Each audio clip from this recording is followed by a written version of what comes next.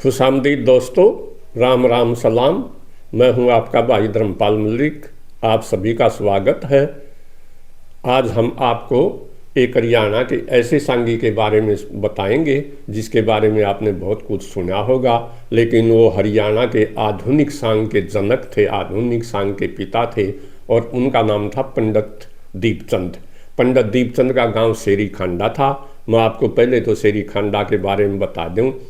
ये सेरी खांडा जोनी खरखोदा के पास एक गांव है, दैया गोत के लोगों का गांव है। इसी गांव के अंदर पंडित दीपचंद जी का जन्म 1884 के अंदर हुआ था, ऐसा किताबों में लिखा मिलता है। ऐसा ये केसी शर्मा की किताब है, पंडित सूर्य कवि पंडित लक्ष्मीचंद, इसके अंदर लिखा हुआ है। लेकिन मैं इस 1884 डेट से सहमत नहीं हूँ। इसके बारे में मैं आगे बताऊंगा क्यों नहीं सहमत हूँ। तो सेरी खांडा गांव अपने आप में बड़ा इम्पोर्टेंट गांव है। यहाँ से जब हम तारीख को पढ़ते हैं तो बंदा बैरागी ने जोनी अपना अभियान शुरू किया था पंजाब को जीतने का, और उन्होंने 1708 से 1710 के बीच में जमुना से लेकर सतलुज तक का सारा इलाका जीत लिया था और यहाँ से जागीरदारी प्रथा को ख़त्म कर दिया था। इसीलिए हरियाणा और पंजाब के जोनी किसानों के पास जोनी वो ज़मीन पाई जाती है। और ये उस समय भी किसानों का जागीरदारों के खिलाफ एक विद्रोह था जिसका नेता बंदा बैरागी था। तो बंदा बैरागी ने अपना अभियान सेरी खांडा से शुरू किया। पंडित दीपचंद जी यहाँ पैदा हुए और भगत फूल सिंह हुए हैं। भगत फूल सिंह जो नहीं, जिनके नाम से कानपुर में भगत फूल सिंह विश्वविद्यालय यूनिवर्सिटी है, आज उनकी ससुराल भी सेरी खांडा गाँव थी। तो हरियाणा के अंदर 3 पटवारी बड़े प्रसिद्ध हुए हैं। पंडित दीपचंद शर्मा, वो भी अपने जीवन काल में पटवारी थे। भगत फूल सिंह, वो भी पटवारी थे। और हरिकेश पटवारी जो धनौरी गांव के रहने वाले थे, वो भी पटवारी थे। पंडित दीपचंद जी ने तो सांगों के अंदर बहुत सुधार किया और आधुनिक सांग की नींव रखी, और उसके बारे में हम बताएंगे। और जो वो आर्य समाजी थे भगत फूल सिंह, उन्होंने आर्य समाज का और शिक्षा का प्रचार किया और महिला शिक्षा के लिए बड़ा काम किया। इसी प्रकार से हरिकेश पटवारी जो वो पटवारी रहते हुए भी बहुत अच्छे गायक थे। उनके नाम से गांव धनौरी में कॉलेज भी बनाया जा रहा था। पंडित रामविलास शर्मा ने जो वो उसकी घोषणा भी कर दी थी। लेकिन आजकल जाति पाति का दौर है और ये जाति पाति हम सबको लेकर बैठेगी, ये इसमें कोई नहीं बचेगा। ये जाट और नॉन जाट का जो नारा है, ये सारे समाज को लेकर डूबने वाला है। वास्तव में ये पूंजीपतियों का नारा है और इससे हर जाति का नुकसान है। तो पंडित हरिकेश पटवारी जी एक भजन के अंदर लिखते हैं, वो सीधे उन्होंने उनका प्रमोशन इग्नोर कर दिया था और उन्होंने सीधे भगवान के ऊपर भी साइन ऑफ इंटेरोगेशन लगा दिया। उनका एक भजन है, भूखे मरते भगत आदमी ऐश करें ठग चोर जुआरी क्यों, ए भगवान न्यायकारी तन्ने कहती दुनिया सारी क्यों।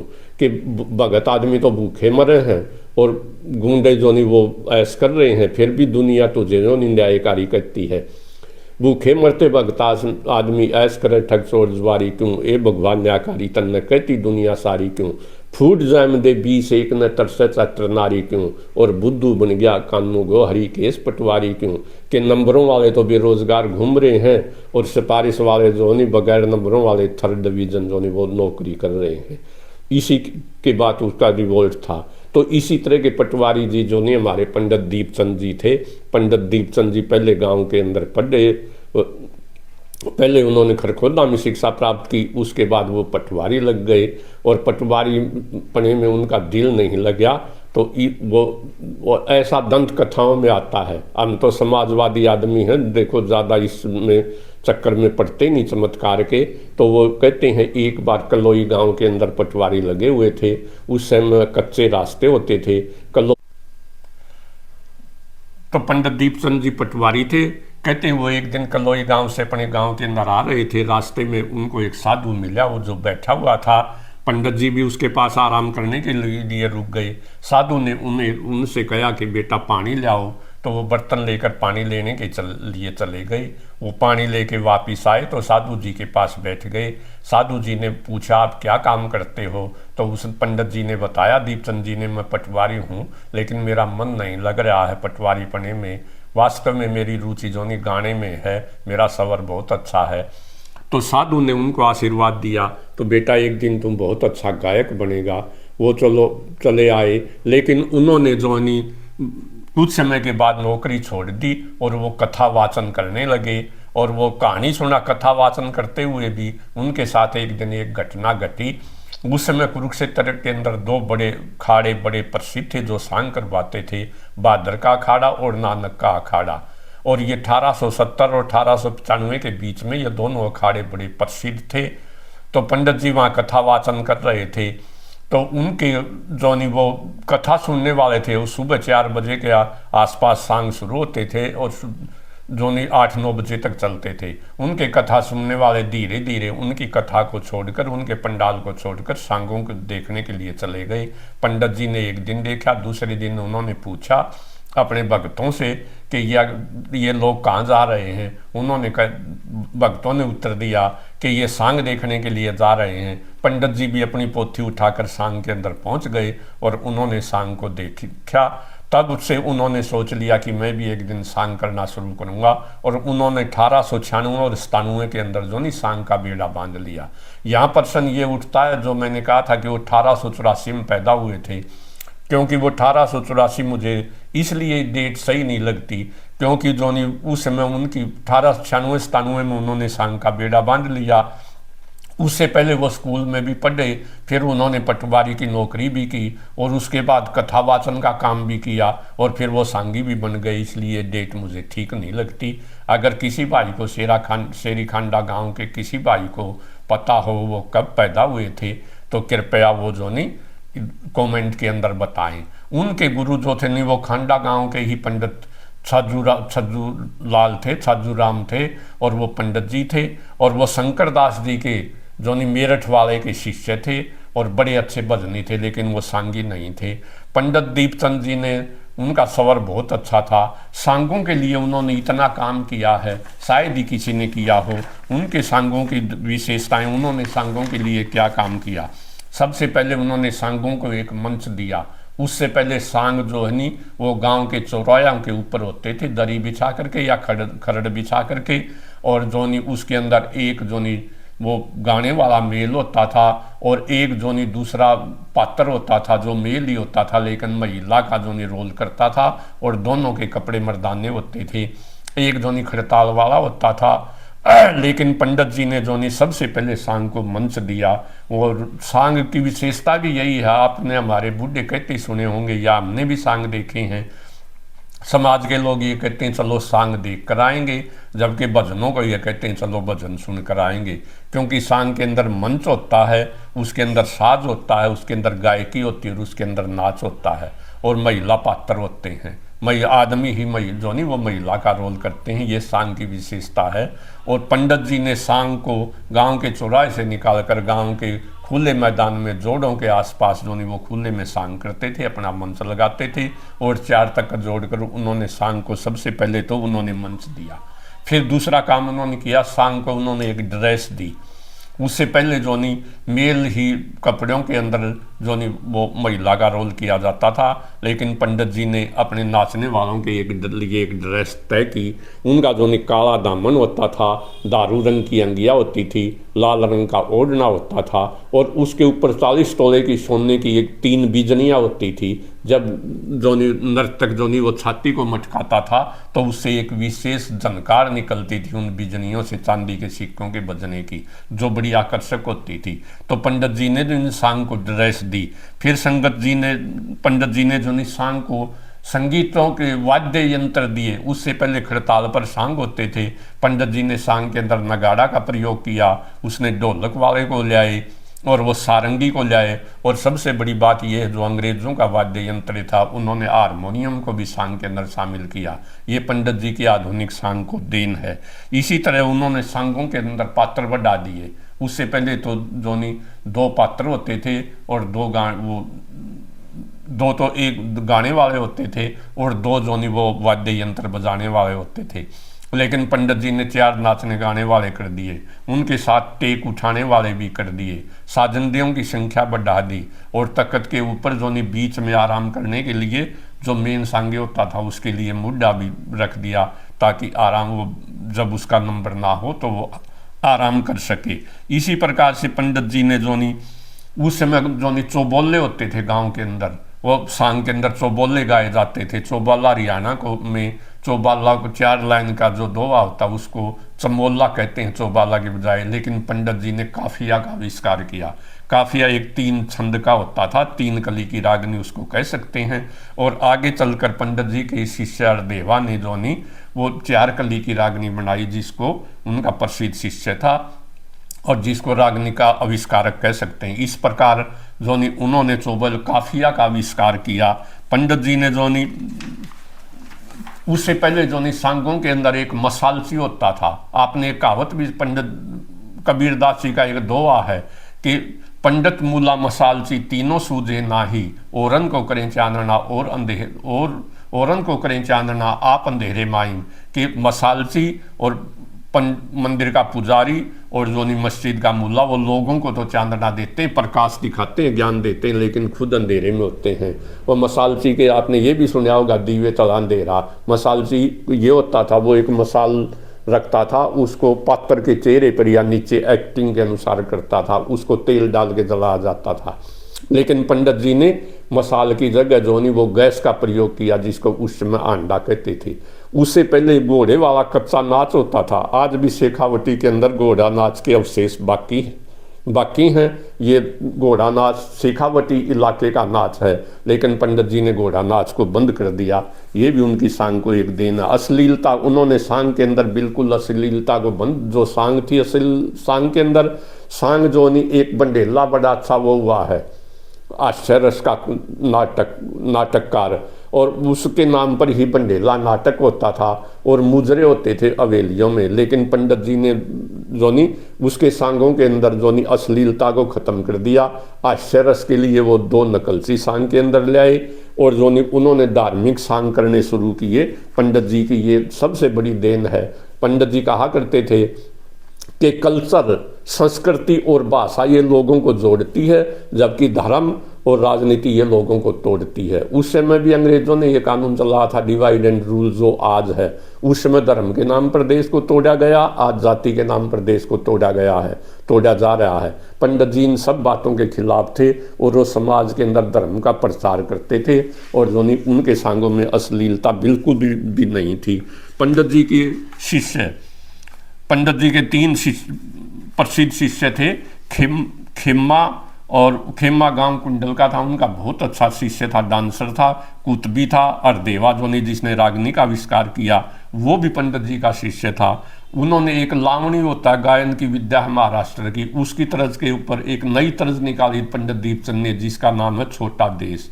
इसी प्रकार के चमोल्ले की वह गायन विद्या 14 प्रकार की होती है। उन 14 प्रकार के चमोलों के में एक प्रकार जो नहीं दीपचंद के नाम से है, दीपचंद का टाइप चमोला, दीपचंद चमोला जिसको कहते हैं। इसी प्रकार जो नहीं उनके पंडित जी के प्रसिद्ध सांग हैं बिज्जा सोरठ, गोपीचंद, शरणदे, नल-दमयंती, राजा हरिश्चंद्र, राजा भोज और उतानपाद। तो पंडित जी जो का एक दौर जो नहीं अपने आप में एक दौर रहा, जिसको दीपचंद का दौर कहते हैं। ये किताब है कवि सूर्य पंडित लक्ष्मीचंद केसी शर्मा की है, जो IAS ऑफिसर थे। वो पेज नंबर 70 के ऊपर पंडित दीपचंद के बारे में उन्होंने लिखा है, जो 70 और 71 के ऊपर है। केसी शर्मा जी लिखते हैं 20वीं शताब्दी का आरंभ हरियाणा वी सांग के लिए अंग्रेजी नाटक के क्षेत्र में शेक्सपियरियन युग के तुल्य साबित हुआ। जैसे अंग्रेजी साहित्य के अंदर शेक्सपियर एक बहुत बड़े नाटककार हुए, उनका युग है, इसी तरह से हरियाणा में एक पंडित दीपचंद जी का भी एक अपना युग है। इस युग के सूत्रधार रहे लोक कवि छज्जू राम के शिष्य शेरी खांडा सोनीपत निवासी पंडित दीपचंद। पंडित दीपचंद कथा पाठी सांगी हुए हैं। पहले वो कथा वाचन करते थे और उनका स्वर बड़ा लुआ होना था, उनका बड़ी मीठी आवाज़ थी। दीपचंद का गायन बड़ा प्रभावशाली था और काफिया शैली की कविता बड़ी मनमोहक थी, यानी उन्होंने चमोला छोड़कर काफिया को अपनाया।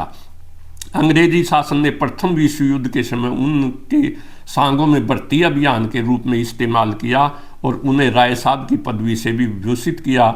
उनकी शासन प्रेरित कविता इस प्रकार की थी बरती हो लो रहता रहे बाहर खड़े रंग रूठ, आड़े मिलता फटा पुराना, उड़े मिलेंगे फुल बूट। पंडित जी के पास राय उन्होंने फर्स्ट वर्ल्ड वार था 1914 और 1918 का, उसके अंदर अंग्रेज सरकार के कहने से लोगों को भर्ती होने के लिए प्रेरित किया और सरकार ने उनको राय साहब की उपाधि दी। मैं ये आपको ये बता दूं, जो तारीख लिखी जाती है वो उस समय हालात और उस समय की परिस्थितियां क्या थी, man is the child of environment, आदमी वातावरण का बच्चा है, उसके अनुसार लिखी जाती है। उस समय सारा ही देश जो नहीं अंग्रेजों का समर्थक था, जिसमें जवाहरलाल नेहरू, महात्मा गांधी, मोहम्मद अली जिन्ना, चौधरी छोटू राम, पंडित दीपचंद जी, सारा देश अंग्रेजों का साथ दे रहा था। इसलिए पंडित जी ने भी अंग्रेजों का साथ दिया, उनको राय साहब की उपाधि मिली। और रोहतक जिला जो नहीं, सारे 29 जिले होते थे उस टाइम पंजाब के, ज्वाइंट पाकिस्तान भी हमारे अंदर था, तो उनमें रोहतक जिले के अंदर 22,141 जवान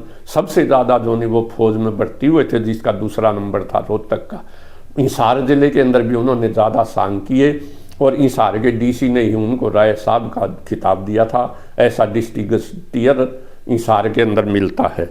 वो आगे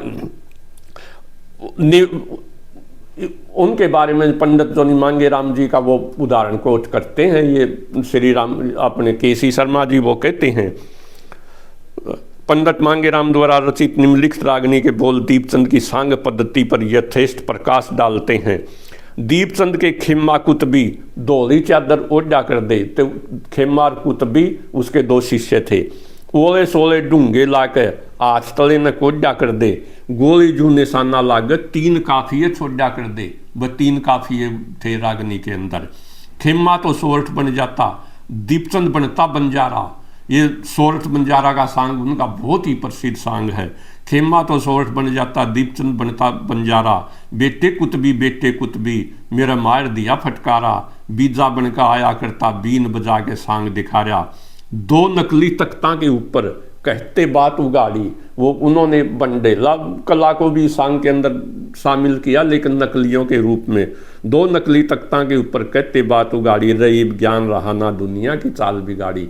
ऐसा पंडित मांगेराम जी जो नहीं वो पंडित दीपचंद जी के बारे में कहते हैं। पंडित मांगेराम जी की एक रागनी और भी है, वो उनकी एक किताब है, तो उसके अंदर वो कहते हैं, हरियाणा की कहानी सुन लो 200 साल की, कई किस्म की हवा चाल गई नई चाल की। तो पंडित जो नहीं उसके बारे में वो कहते हैं, पंडित दीपचंद जी के बारे में, 170 साल बाद फिर दीपचंद हो गया, साजंदे 2 बढ़ा दिए, घोड़े का नाच बंद हो गया। साजंदे भी बढ़ा दिए और घोड़े का नाच बंद कर दिया। नीचे काला दामन ऊपर लाल कंद हो गया, चमोले तो भूल गए नू न्यारा छंद हो गया, 3 काफिये गाए या बनी रंगत हाल की। हरियाणा की कहानी सुन लो 200 साल की। तो पंडित जोनी मांगेराम ने उनके ऊपर 2 रागनी लिखी हैं जिनमें उनका जिक्र है। इसी प्रकार से झंडू मीर जी हरियाणा के एक बहुत ही प्रसिद्ध सांगी हुए हैं। उनका गांव देरा था, उनका जिला पानीपत था, और जो 1920 से लेकर 1950 तक उनके गांव को झंडू मीर वाला देरा कहते थे। लेकिन हमारे भारत के इतिहास के अंदर एक 1947 में देश का बंटवारा हो गया धर्म के नाम पर। वो मुस्लिम थे, जाति से मिरासी थे, जिनको हरियाणा में डूम कहते हैं। उन्हें पाकिस्तान जाना पड़ा। सिंध के अंदर उनको, सिंध जिला शक्कर के अंदर रोड़ी गांव में उनको मकाना लाट हो गया। वहाँ कोई हरियाणी भाषा को समझता नहीं था, क्योंकि पाकिस्तान के अंदर जो है सिंध की भाषा सिंधी है, पंजाब की पंजाबी, पठानों की भाषा पश्तो और बलोचों की भाषा बलोची है। इसलिए वो डिप्रेशन के अंदर आ गए और 1951 में स्वर्ग सिधार गए। उन्होंने भी पंडित दीपचंद जी के बारे में एक भजन के अंदर उन्होंने पंडित दीपचंद का वर्णन किया है। वो कहते हैं, उनका एक भजन है, टेक जीव जंतु पशु पखेरु नाचत दुनिया सारी, के नाचन में दोष बताया सब अक्ल की होशियारी। उनकी रागनी की चौथी कली है, नाच नाच कर दीपचंद बामन सदा व्रत खुलवा गया। पंडित जी बड़े धार्मिक थे, लंगर चलाते थे। नाच नाच के बाजे नाई दुनिया में भगत को आ गया, नाच नाच कर मांगे बामन कुएं जोड़ खुदा गया, नाच नाच कर लक्ष्मी चंद बामन दुनिया में नाम कमा गया। कह झंडू मीर देरे वाला क्या है खता हमारी, नाचन में के दोष बताया सब अक्ल की होशियारी। तो पंडित जी इस प्रकार से सदा व्रत चलाते थे, यानी लंगर चलाते थे, जनता को खाना खिलाते थे। वो बड़े धार्मिक आदमी थे। उन्होंने जो सांग को बहुत बड़ी उनकी देन है। और ये थी पंडित जी के बारे में मोटी मोटी बातें। बाकी जो भाइयों ने वो ज़्यादा पढ़ना चाहते हैं वो ये जोनी केसी शर्मा की किताबें पढ़ने, मांगे राम जी के बारे में पढ़ने। तो ऐसे थे हमारे पंडित दीपचंद जी, जो बहुत ही, जिनको हम आधुनिक सांगों का जनक कह सकते हैं, क्योंकि सांगों का जो आधुनिक रूप है वो पंडित दीपचंद जी के द्वारा बनाया हुआ है। और उनके बारे में कहते हैं कि 1940 के आसपास वो सवरग सिधार गए, आज़ादी से पहले ही वो सवरग सिधार गए थे, लेकिन वो एक समाज सेवक थे, समाज सुधार के लिए काम करते थे। और यही कहा करते थे कि भाइयों मिल के रहो, ये जाति पाति धर्म जोनी कल्चर और हमारा एक संस्कृति है और हमारी एक भाषा हरियाणवी, वो हमारे समाज को जोड़ती है। और ये जाति पाति धर्म और राजनीति डिवाइड एंड रूल ये समाज को तोड़ता है, जो हम सब के लिए हानिकारक है। इसलिए आज के संदर्भ में भी पंडित जी की गायकी, उनकी जो रचनाएं हैं वो आज भी बड़ी चाव से लोग गाते हैं और सुनते हैं। ये थी मोटी मोटी बातें पंडित जी के बारे में। भाइयों, अगर आपको वीडियो पसंद आए तो इसे लाइक करना, शेयर करना, चैनल को सब्सक्राइब करना। Thank you very much. जय हरियाणा, जय हरियाणवी।